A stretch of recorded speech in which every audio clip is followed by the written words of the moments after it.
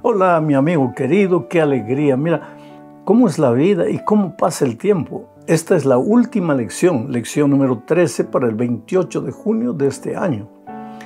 ¿Cómo pasa el tiempo? Ya se fue mitad del año 2025. Solo nos falta 6 meses y se acabó 2025. Es por eso que no hay más tiempo para esperar. Lo que hay que decidirlo hoy. Si hay que arrepentirse, arrepiéntete hoy. Si hay que volver a Dios, vuelve hoy. El tiempo es fugaz, pasajero. Cuando te das cuenta, ya la muerte te sorprendió o la venida de Cristo nos sorprenderá a todos. El título para la lección de esta semana es Imágenes del fin. Y el propósito de la lección es mostrar algunas historias bíblicas que nos muestran de alguna manera lo que va a suceder en el tiempo final antes de la venida de Cristo. La primera historia que veremos es la historia de Jonás. La primera parte, el primer subtítulo es El profeta renuente. Entonces leo Jonás 1, 8 y 9. Entonces le dijeron ellos: decláranos ahora por qué nos ha venido este mal. ¿Qué oficio tienes y de dónde vienes? ¿Y cuál es tu tierra? ¿Y de qué pueblo eres? Y él les respondió: soy hebreo, temo a Jehová, Dios de los cielos, que hizo el mar y la tierra.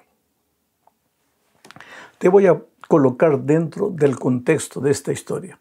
Jonás era un profeta de Dios, recibió la orden de ir a Nínive y evangelizar Nínive. Nínive en aquel tiempo era una ciudad pagana, completamente idólatra. Y no solo eso, era un país cruel.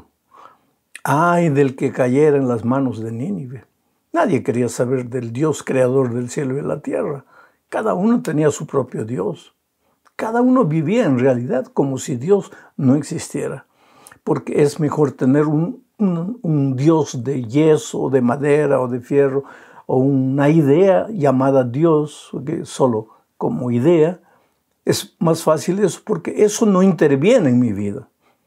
Pero tener un Dios, creador del cielo y la tierra, que observa todo, ahí nadie quiere ese tipo de Dios. Los ninivitas eran así, vivían así. Entonces cuando Dios le dio a Jonás la orden de ir y evangelizar Nínive, él no quiso. Él fue al puerto, tomó el primer barco que encontró y estaba huyendo. Y de repente, en la mitad del viaje, el mar se enfureció. Olas gigantescas comenzaron a entrar al barco. Parecía que el barco iba a naufragar. Y en esas circunstancias, los otros pasajeros le dijeron a Jonás: Jonás, dinos, ¿quién es el culpable de todo esto? ¿De dónde vienes? ¿Quién eres? ¿Por qué estás aquí? Porque ya habían preguntado a todos y el culpable no había. Y a esa pregunta es que Jonás respondió diciendo: soy hebreo, temo a Jehová, Dios de los cielos, que hizo el mar y la tierra. ¿Por qué tú crees que Jonás no dijo: yo soy hebreo y temo a Jehová? Punto. ¿Por qué tuvo que añadir que hizo los cielos y la tierra? Esa expresión, que hizo los cielos y la tierra, tiene que ver con la creación, el Dios creador que hizo los cielos y la tierra. Esa expresión tú la encuentras en el cuarto mandamiento, cuando dice que hay que guardar el sábado y reconocer a Dios que hizo los cielos y la tierra. Esa expresión también tú la encuentras en el mensaje del tercer ángel en Apocalipsis, porque el ángel aparece para que todos adoren al Dios que hizo los cielos y la tierra. ¿Por qué? Es que Dios se está volviendo para los seres humanos una especie de energía, de fuerza espiritual, una especie de energía positiva, pero no el Dios personal que hizo los cielos y la tierra. Ahora, el temor de Jonás por Dios era un temor un poco teórico, porque si realmente temiese a Dios, habría ido a Nínive a evangelizar, pero él se estaba escapando. Eso nos muestra que los seres humanos, por más bien intencionados que seamos y por más que decimos que amamos a Dios, a veces en nuestra flaqueza humana hacemos cosas que no tienen nada que ver con la vida de alguien que ama a Dios. Lo interesante es que en Mateo capítulo 12, versículos 40 y 41, Jesús menciona a Jonás. Mira lo que dice el texto. Porque como estuvo Jonás en el vientre del gran pez 3 días y 3 noches, así estará el Hijo del Hombre en el corazón de la tierra 3 días y 3 noches. Los hombres de Nínive se levantarán en el juicio con esta generación y la condenarán, porque ellos se arrepintieron a la predicación de Jonás, y he aquí más que Jonás en este lugar. Interesante la palabra de Jesús. Primero, habla de su muerte y de su resurrección. ¿Cómo? Dice, porque así como Jonás estuvo en el vientre del gran pez 3 días y 3 noches, es necesario que el Hijo del Hombre, refiriéndose a él, también esté en el seno de la tierra 3 días y 3 noches. Y después dice, cuando Cristo venga, los ninivitas se levantarán en juicio contra la generación incrédula. ¿Qué? No, esto no es literal, claro, porque los ninivitas están muertos, murieron siglos atrás. Pero ¿cómo se levantarán entonces para condenar a la generación presente? Ah, no, pues es el testimonio de los ninivitas. Y el propio Señor Jesús dice, porque ellos se arrepintieron delante de la predicación de Jonás. Pero este pueblo hoy escucha lo que pasó con Jonás, escucha lo que pasó con los ninivitas, pero no se arrepiente. Y mira que quien está predicando, dice Jesús, quien estaba predicando para ellos era Jonás, pero quien está predicando aquí es uno mayor que Jonás y se está refiriendo a él mismo. Oh, queridos, hay personas tan rebeldes, de tan corazón tan duro, que ni el propio Señor Jesucristo viniera a predicar, se entregarían. ¿Por qué? Porque la cultura de este mundo nos ha completamente esclavizado. Es una cultura materialista. Es una cultura desrespetuosa con las cosas divinas. Es una cultura donde se lleva al sarcasmo, a la burla, a veces a la burla peyorativa, las cosas divinas, las cosas sagradas. En los programas de televisión, hoy, por ejemplo, en los programas jocosos, no hay programa que para hacer reír al público no tomen lo sagrado y lo ridicularicen. Vivimos en ese tiempo. Y Dios, a pesar de la rebeldía del pueblo, llama y llama. ¿Por qué? Porque Dios es un amor. Es amor, no quiere que nadie se pierda, sino que todos se arrepientan. Vamos a la tercera parte de este estudio bajo el subtítulo de Una obra de arrepentimiento. Y para eso leo Jonás 3, 1 al 5. Vino palabra de Jehová por segunda vez a Jonás diciendo, levántate y ve a Nínive, aquella gran ciudad, y proclama en ella el mensaje que yo te diré. Y se levantó Jonás y fue a Nínive conforme a la palabra de Jehová. Y era Nínive ciudad grande en extremo, de 3 días de camino, y comenzó Jonás a entrar por la ciudad, camino de un día, y predicaba diciendo, de aquí a 40 días Nínive será destruida. Y los hombres de Nínive creyeron a Dios y proclamaron ayuno, y se vistieron de cilicio desde el mayor hasta el menor. ¡Qué campaña extraordinaria de evangelismo! Yo a veces dirijo campañas para muchas personas. Se entregan a Jesucristo y se bautizan en media 8, 10% del público asistente. Pero en este caso, Jonás predicó un sermón. ¿Y en qué consistía su sermón? De aquí a 40 días Nínive será destruida. No hizo llamado, no hizo invitación, no se quedó con lágrimas en los ojos suplicando que los pecadores se entregasen a Jesús. Solamente de aquí a 40 días Nínive será destruida. Y resultado, 100% se entregó a Jesucristo. Todos se entregaron, desde el rey hasta el niño más insignificante. Todos se entregaron a Dios. ¡Qué campaña evangelística extraordinaria! Pero para eso, Jonás tuvo que pasar el incidente del mar, tuvo que caer a las profundidades del océano, tuvo que ser engullido por un gran pez, y ahí en su desgracia, en su inoperancia, reconoció que de Dios viene la salvación.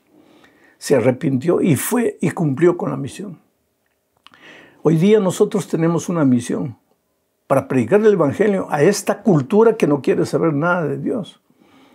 Y querido, hay muchos que como Nínive tal vez no están huyendo, pero están de brazos cruzados.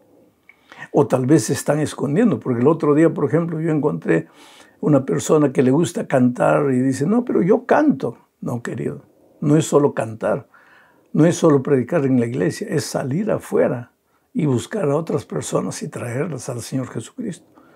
Y muchas veces nosotros estamos durmiendo, estamos escapándonos de la misión, no estamos haciendo lo que Dios nos ordena de ir y predicar el Evangelio a toda nación, tribu, lengua y pueblo.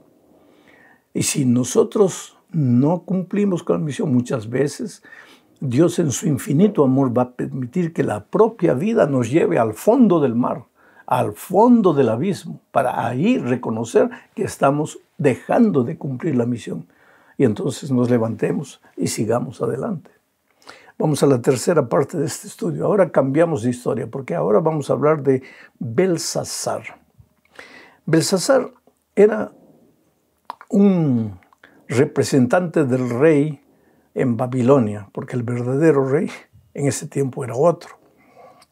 Pero lo que nos interesa aquí es la rebeldía de Belsasar y mostrar a través de esta historia que la rebeldía y el mal tendrán un final.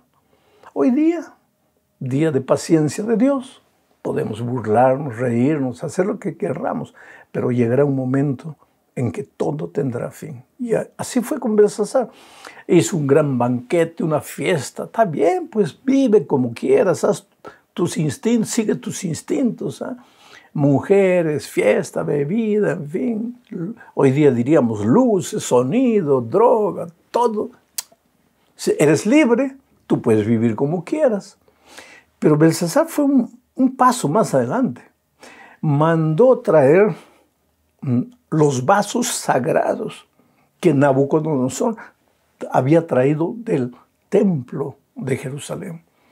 Y en esos vasos dedicados a Dios comenzó a servir vino. O sea, tomó la religión y la vilipendió. Se burló de Dios, se burló de las cosas sagradas. Así como mucha gente hoy pues se burla de Dios, se burla de las cosas sagradas, se ríe. Dice Pedro que en los últimos días aparecerán burladores, riéndose de los cristianos y diciendo que venida de Cristo no pasa nada, todo sigue igual, todo es fantasía, todo es ilusión, nada es verdad. Bueno, pero cuando Belsasar estaba haciendo todas esas irreverencias, ahora viene el texto. Leo Daniel 5, 24 al 28. Entonces, de su presencia fue enviada la mano que trazó esta escritura. Y la escritura que trazó es Mene, Mene, Tekel, Uparsin. Esta es la interpretación del asunto. Mene, que quiere decir, contó Dios tu reino y le ha puesto fin. Tekel, pesado has sido en balanza y fuiste hallado falto. Pérez, tu reino ha sido roto y dado a los medos y a los persas. En medio de la fiesta, todo el mundo vio una mano, no una persona, una mano, que escribió en la pared, Mene, Mene, Tekel, Uparsin. Y nadie sabía qué hacer. ¿Qué quiere decir eso? Todos asustados, porque la mano escribió y desapareció. Entonces la reina se acercó a la reina madre y le dijo, mira, en los días de Nabucodonosor, tu abuelo, había un profeta, mándalo traer, él te va a interpretar. Y trajeron a Daniel de nuevo. Y Daniel le dijo, rey, ¿sabes lo que significa eso? Mene quiere decir que tu reino ha sido contado, se ha revisado lo que has hecho y estás mal. En segundo lugar, ¿qué más? Tekel, que quiere decir que has sido pesado en la balanza y has sido encontrado falto. Y finalmente, Pérez, Uparsin, que quiere decir, tu reino se ha quebrado, has llegado al fin. Te has reído, te has burlado, has hecho lo que has querido, has vivido como si Dios no existiera, has tomado la Biblia, la has echado a la basura, te has burlado de tu esposa, de tus hijos que sí creen en la palabra de Dios, pero ahora te llegó la hora. Tu caso ha sido revisado, infelizmente has sido encontrado falto, se acabó. Tu vida llegó al fin, tus oportunidades se acabaron. Triste, querido, pero una realidad. Hoy día, usando la libertad que Dios nos dio, podemos hacer lo que queramos. Pero tan cierto como tenemos libertad, es también cierto que un día las oportunidades se acabarán. El tiempo, las puertas de la gracia se cerrarán y hay de aquel que se encuentre del lado errado. Vamos a la cuarta parte del estudio hablando de el secamiento del río Éufrates. ¿Qué pasó esa noche? Esa misma noche, leo Daniel 5, 30 y 31. Dice así: la misma noche, esa misma noche de la mano de la escritura, de la revelación de Daniel, la misma noche fue muerto Belsasar, rey de los caldeos. Y Darío de Media tomó el reino siendo de 62 años. Interesante. Esa misma noche se le acabó la oportunidad a Belsasar. ¿Sabes cómo Babilonia fue derrotada? El río Éufrates. El río Éufrates atravesaba la ciudad, pasaba por en medio de la ciudad. El río Éufrates traía agua. Agua es vida. Donde hay agua, hay vida. ¿Por qué? ¿Quieres bañarte? ¿Quieres limpiarte? Agua. ¿Quieres generar energía hoy? Agua. ¿Quieres plantar la tierra para comer? Agua. El agua es todo. Y el río Éufrates traía agua. ¿Pero qué pasó? Esa noche el enemigo desvió el río Éufrates. Y el cauce del río quedó vacío como un túnel. Y por ahí entró el ejército enemigo y mató al rey. Ahora, lo interesante es que en Apocalipsis 16, 12 dice lo siguiente: el sexto ángel derramó su copa sobre el gran río Éufrates y el agua de éste se secó para que estuviese preparado el camino a los reyes del oriente. ¿A qué se refiere esto? Porque cuando Juan escribió Apocalipsis, Babilonia ya no existía. Babilonia era regada por el río Éufrates. ¿Por dónde le venía la vida a Babilonia? Por las aguas del río Éufrates. ¿Quién es Babilonia en el Nuevo Testamento? Esto es interesante, porque el pueblo de Babilonia en el Antiguo Testamento perseguía a los hijos de Dios, los tenía cautivos. ¿Y de dónde venía la fuerza Babilonia? Una de las fuentes era el agua que entraba por el río Éufrates. ¿Pero qué pasó? El agua fue desviada, el cauce ficó vacío y por donde antes le venía la vida, ahora le vino la muerte y destruyó a Babilonia antigua. Babilonia hoy es un poder religioso. ¿De dónde le viene la fuerza? De las aguas. ¿Qué aguas? En Biblia, aguas son naciones, pueblos, gente, multitudes. ¿Quiénes le dan vida a Babilonia espiritual hoy? Las personas, las naciones, los países. Pero cuando dice el texto bíblico aquí que el agua del río se secó, quiere decir que un día las multitudes, la gente que le daba fuerza a la Babilonia espiritual, se volverá para atrás. Y ahí será la caída de Babilonia. ¿Y por qué la gente se volverá atrás? Es por causa de la predicación del Evangelio. Llegará un momento en que las personas se confrontarán con las verdades bíblicas y se darán cuenta que estaban adorando a Babilonia, siguiendo a Babilonia, en lugar de seguir al Señor Jesucristo. Llegamos al fin de este estudio hablando de Ciro el Ungido. Ciro era un rey pagano, no conocía al Dios de Israel. Sin embargo, la Biblia, Dios llama a Ciro como su ungido. ¿Por qué? Su escogido. ¿Por qué? Para esto leo Isaías 45:1 que dice: así dice Jehová a su ungido, a Ciro, el cual tomé yo de su mano derecha, para sujetar naciones delante de él y desatar lomos de reyes, para abrir delante de él puertas y las puertas no se cerrarán. Querido, Ciro fue un rey de otro país que vino para libertar al pueblo de Israel que estaba prisionero en Babilonia, cautivo. Ciro fue el que les dio permiso para volver a Jerusalén, a su tierra, a su casa, reconstruir la ciudad y reconstruir el templo. Ciro es un símbolo del Señor Jesucristo, el Rey de Reyes que vino de otro planeta a esta tierra, el Rey que viene del Oriente en su segunda venida, porque así como el rayo se pone del oriente al occidente, así será la venida del Hijo de Dios. ¿Y viene para qué? Para libertar a su pueblo, que en ese momento estará siendo perseguido por causa de su fe. ¿Que en los últimos días el pueblo de Dios será perseguido? Sí. ¿Que si tú te propones en el corazón obedecer a Dios antes que a los hombres, te vendrán momentos difíciles? Sí. Pero que tú tienes un rey que viene del oriente con miles y miles de ángeles para redimirte, esa es la más grande realidad, la más grande verdad bíblica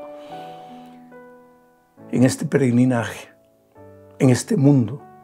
Hay dolor, tristeza y muerte, pero Jesús ya viene para llevarte, para rescatarte.